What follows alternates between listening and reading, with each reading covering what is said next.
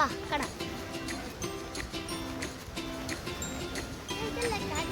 ആ ഇതാണ് കരിമ്പ്.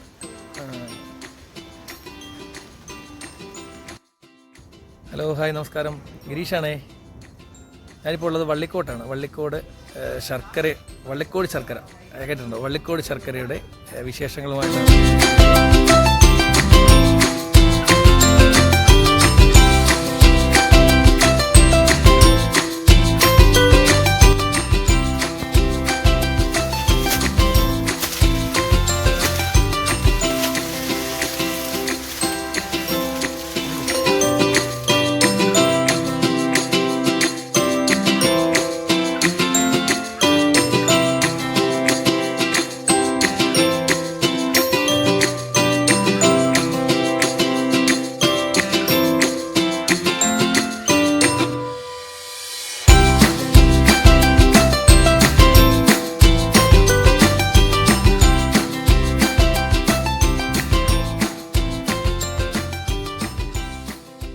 ഇതാണ് നമ്മുടെ ആ മിഷ്യൻ. നമ്മൾ റോഡ് സൈഡിലൊക്കെ കാണാറുണ്ടല്ലോ ചെറിയ രീതിയിൽ ഈ കരിമ്പൻ ജ്യൂസ് എടുക്കുന്നത്. അതിൻ്റെ വലിയ മിഷ്യനാണ്. അപ്പോൾ ഇതിൽ കൂടിയാണ് അവർ ഈ കരിമ്പ് ആട്ടിയെടുക്കുന്നത്. അതിനുശേഷം അതിൻ്റെ പ്രോസസ്സ് കഴിഞ്ഞിട്ടാണ് നമുക്ക് ശർക്കരയായിട്ട് നമ്മളോടാണ് ശർക്കര ഉണ്ടാക്കുന്നത്.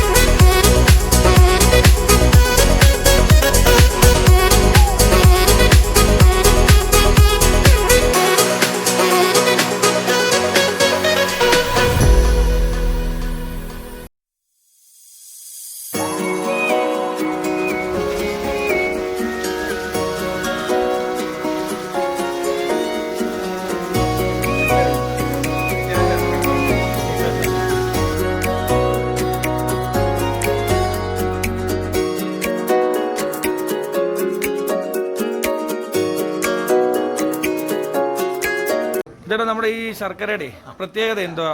നമ്മുടെ കടകളിൽ നിന്ന് മേടിക്കുന്ന ശർക്കരയും ഇതുമായിട്ടുള്ള ഒരുപാട് വ്യത്യാസമുണ്ട്. ഇത് നാടൻ ശർക്കര എന്ന് പറയുമ്പോൾ അതിനുള്ള ഗുണങ്ങളായിട്ട് മറ്റു മായങ്ങളൊന്നുമില്ല. ഞങ്ങളൊന്നുമില്ല, മൊത്തം കരിമ്പ് നീര് തന്നെ ഉണ്ടാക്കുന്നതാണ്. ആണ്. അപ്പോൾ ഇത് വർഷത്തിൽ എത്ര തവണ ഇവിടെ വിളവെടുക്കുന്നുണ്ട്? ഇവിടെ ഇപ്പം ഒരു ഒരാഴ്ചയോടെ കാണും. ഒരാഴ്ച കൂടെ കാണും. അത് കഴിഞ്ഞാൽ പിന്നെ ചിങ്ങത്തിലെ ഡെയിലി എടുക്കുന്നുണ്ടോ? ഡെയിലി ഇല്ല. പിന്നെ ചിങ്ങമാസം ചിങ്ങത്തിന് 10 ദിവസം 20 ദിവസം മുമ്പേ ഇത് സ്റ്റോക്ക് ചെയ്തിട്ട് പാക്കറ്റ് ആക്കിയിട്ട് നിങ്ങൾ തന്നെ കച്ചവടം ചെയ്യും. ആവശ്യക്കാർ അപ്പോൾ ഇവിടെ കോൺടാക്ട് ചെയ്യണം. കടകളിൽ അങ്ങനെ സപ്ലൈ ഒന്നും ഇല്ല. കടകളിൽ സപ്ലൈ ഇല്ല. പിന്നെ അയൽക്കൂട്ടം കുടുംബശ്രീ അങ്ങനെയുള്ളവരൊക്കെ വന്നാൽ അവർക്ക് കൊടുക്കും. അവർക്ക് 10-50 പാക്കറ്റ് കൊടുക്കും. ശരി. ഈ കടകളിൽ കൊടുക്കാത്തതിന്റെ കാര്യം എന്തുവാ? കടകളിൽ കൊടുക്കുന്ന കാര്യം പറഞ്ഞാൽ ഈ ഇലയ്ക്ക് അവർക്ക് മുതലാവത്തില്ല. അവർക്ക് ഈ തമിഴ്നാട്ടിൽ നിന്നൊക്കെ വരുന്നതുകൊണ്ട് ഇല്ലയോ, അത് മായം ചേർത്ത് വരുന്നതുകൊണ്ട് അത് ലാഭമാവും. അവിടുത്തെ ജോലിക്കൂലി നോക്കുമ്പോൾ ലാഭമാവും. ഇവിടുത്തെ ജോലിക്കൂലി ഇല്ല. ഇനിയിപ്പോ ഇത് നിങ്ങൾ എത്ര അളവ് എങ്ങനെയാ കൊടുക്കുന്നത്? ഞങ്ങൾ 500 ടാങ്ക് അടിക്കും. 500 ആ ടാങ്ക് ഫുൾ അടിക്കുമ്പോൾ കരിമ്പിന്റെ ശർക്കര അനുസരിച്ച് 65 മുതൽ മേപ്പോട്ട് 70 വരെ കിട്ടും. എന്തോ കിട്ടും? നീരോ? ശർക്കര കിട്ടും. 500 ലിറ്റർ അടിക്കുമ്പോൾ 65 മുതൽ 70 വരെ കിട്ടുന്നുണ്ട്. ശരി. അതിന്റെ അളവ് എടുക്കുന്നല്ലേ? ഇപ്പൊ 500 ലിറ്റർ കരിമ്പ് നീരടിക്കുമ്പോൾ പിന്നെ പറ്റിക്കുമ്പോഴേ പിന്നെ 65 തൊട്ട് 70 കിലോ കിട്ടും. ശരി. അത് കരിമ്പിനെ അനുസരിച്ചിരിക്കും. നമ്മൾ ഏറ്റവും നല്ല കരിമ്പ് തന്നെയാണ് കൃഷി ചെയ്തേക്കുന്നത്. മധുരിമ എന്നാണ് ഇതിന്റെ പേര്. മധുരിമ. ശരി. അത് നമ്മുടെ പിന്നെ കൃഷി ഫാമിൽ തന്നെ, പന്തളം കൃഷി ഫാമിൽ തന്നെ നമ്മൾ മേടിച്ച് കൊണ്ടുവന്നേക്കുന്ന വിത്താണ്. അപ്പോൾ സർക്കാരിൻ്റെ തന്നെയാണ് ഇത് നമ്മളിവിടെ ചെയ്തുകൊണ്ടിരിക്കുന്നത്. ശരി. ഇനി അടുത്ത ചിങ്ങമാകുമ്പോഴത്തേക്ക് വീണ്ടും ഇവിടെ കൃഷി ചെയ്തിട്ടുണ്ട്. ചിങ്ങത്തിലേക്ക് ഓണത്തിനെ വിളവെടുക്കാൻ വേണ്ടിയുള്ളത്. ഓണത്തിന് തിരക്ക് കൂടുതലല്ലേ? ഇപ്പോഴും ഉണ്ട്, തിരക്കുണ്ട്. ഇത് പിന്നെ എത്ര കിലോയുടെ ഒക്കെയാണ് നമ്മളിപ്പം കൊടുക്കാൻ വെച്ചേക്കുന്നത്? എങ്ങനെ? 2 കിലോയുടെ 1 കിലോയുടെ ആയിട്ട്. പിന്നെ ആവശ്യക്കാർ വന്നു കഴിഞ്ഞാൽ പിന്നെ പാത്രം ഇല്ലാത്തതുകൊണ്ട് പാത്രത്തിന്റെ ആയിട്ട് കുറച്ച് കൊടുക്കും. ശരി. ഇത് എത്ര നാൾ കേടുകൂടാതിരിക്കും? എത്ര ഒരു വർഷം വേണ്ടി ഇരുന്നോളൂ. ഫ്രിഡ്ജിൽ പോലും വെക്കാതെ ഒരു വർഷം വരെ ഈ ശർക്കര കേടുകൂടാതിരിക്കും. നമ്മൾ ഗ്യാരണ്ടിയാണ്. കഴിഞ്ഞ വർഷം നിങ്ങൾ പിന്നെ ഓണത്തിന് കച്ചവടം ചെയ്തെന്ന് പറഞ്ഞു. 8,000 കിലോയാണ്. 8,500 കിലോളം 8 ടൺ അല്ലയോ? 8 ടണ്ണിൽ കൂടുതൽ ശർക്കര കഴിഞ്ഞ വർഷം വിറ്റു. നാടൻ ശർക്കര. ഇതിപ്പോ ഇവിടെ ഇപ്പൊ എത്ര ഏക്കർ? ഞങ്ങൾക്ക് സ്വന്തമായിട്ട് ചിലപ്പോ ഒരു 6 ഏക്കർ 6.5 ഏക്കർ ഉണ്ട്. പിന്നെ വേറെ വെളിയിൽ നിന്ന് കരിമ്പ് വരും. അല്ലെ നമ്മൾ വിലക്കെടുക്കും. ആനുകൂല്യമോ അങ്ങനെ ആനുകൂല്യം ചെറിയ സബ്സിഡി കാര്യങ്ങളുണ്ട്. കൃഷിക്കുണ്ട് അല്ലേ? കൃഷിക്കായിട്ടില്ല, എന്തൊരു നമുക്ക് സബ്സിഡി തരുന്നുണ്ട്. നല്ല വൃത്തിയായിട്ട് കരിമ്പ് കൃഷി മാത്രമായി പള്ളിക്കോട് എന്ന് പറഞ്ഞാൽ ഈ നമ്മുടെ ഈ പ്രാന്തപ്രദേശം ആണല്ലേ. പിന്നെ അവിടെ കാളകളെ വെച്ച് ചക്കിനകത്ത് നല്ല ശുദ്ധമായ ശർക്കരകൾ നമ്മൾ എല്ലാവർക്കും കൊടുത്തുകൊണ്ടിരുന്നു. നമ്മുടെ ആ കരിമ്പ് മൊത്തം പന്നി കയറി കിടക്കും. പന്നിശല്യം ഉണ്ടല്ലേ? ഭയങ്കര പന്നി കയറി നശിപ്പിക്കുക. ഈ കരിമ്പിന്റെ അതിന്റെ വളർച്ച അത് എത്ര കാലം? അങ്ങനെ കുറഞ്ഞത് 12 മാസം വേണം. 12 മാസം വേണം അല്ലേ? 12 മുതൽ 13 ആയാലും 14 ആയാലും കുഴപ്പമില്ല. അതിനനുസരിച്ചാണ് നീര് വരുന്നത് അല്ലേ? നീര് കുറയുമായിരിക്കും. അന്നേരം നീര് കുറയും, ക്വാളിറ്റി കൂടും. ശരി. ചെറിയ ഇത് നേരത്തെ ഒക്കെ ഇവിടെ വള്ളിക്കോട്ടൊക്കെ കൃഷി ഉണ്ടായിരുന്നു അല്ലേ? ഉണ്ടായിരുന്നു. ഇപ്പൊ കുറെ കാലമായിട്ട് അത് കഴിഞ്ഞിട്ട് ചക്കുമൂടൊക്കെ ഉണ്ടായിരുന്നു അല്ലേ? കാളയും കൊണ്ട് ഉണ്ടാക്കി കാളയുടെ ചക്ക് വെച്ചെടുക്കുവായിരുന്നു. അത് കഴിഞ്ഞ് ബില്ലല്ല, അത് കഴിഞ്ഞ് പഞ്ചസാര ബില്ലുകൾ വന്നു. കേരളത്തിൽ 3 പഞ്ചസാര ബില്ല് വന്നു. ഒന്ന് പന്തളം,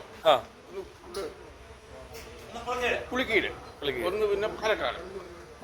അങ്ങനെ 3 പഞ്ചസാര ബില്ല് വന്ന പഞ്ചസാര ബില്ലിലേക്ക് ഇവിടെ എല്ലാവരും വെട്ടി കൊടുത്തോണ്ടിരുന്ന കൂട്ടത്തിൽ അവർക്ക് ആവശ്യാനുസരണമുള്ള പഞ്ചസാര ബില്ലിന് കൊടുക്കാൻ ഇല്ലാതെ വന്നു.